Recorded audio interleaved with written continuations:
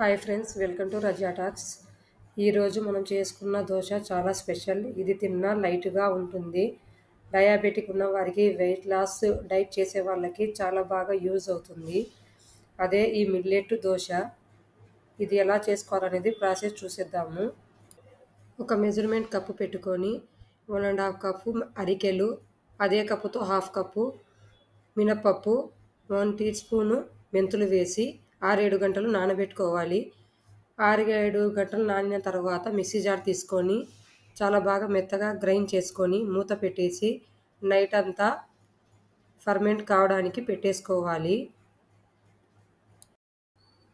మీకు మార్నింగ్ చూపిస్తున్నాను. చూడండి, పిండి అనేది ఎంత బాగా ఫర్మెంట్ అయ్యిందో. మనకు కావాల్సినంత వాటర్ పోసుకొని ఉప్పు వేసి కలిపి పక్కన పెట్టుకోవాలి.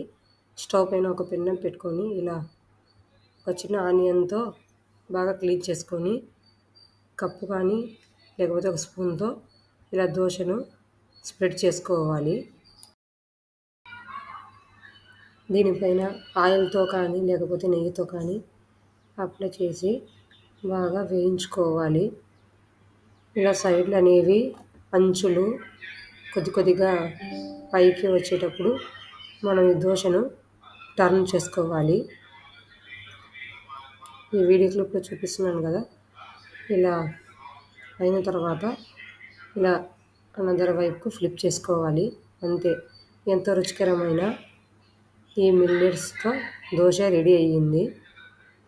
మీరు కూడా ఇంట్లో ట్రై చేయండి. నేనైతే ఇక్కడ కొబ్బరి పచ్చడితో సర్వ్ చేసుకున్నాను. ఈ వీడియో మీకు నచ్చినట్లయితే like and share, subscribe. Thanks for watching.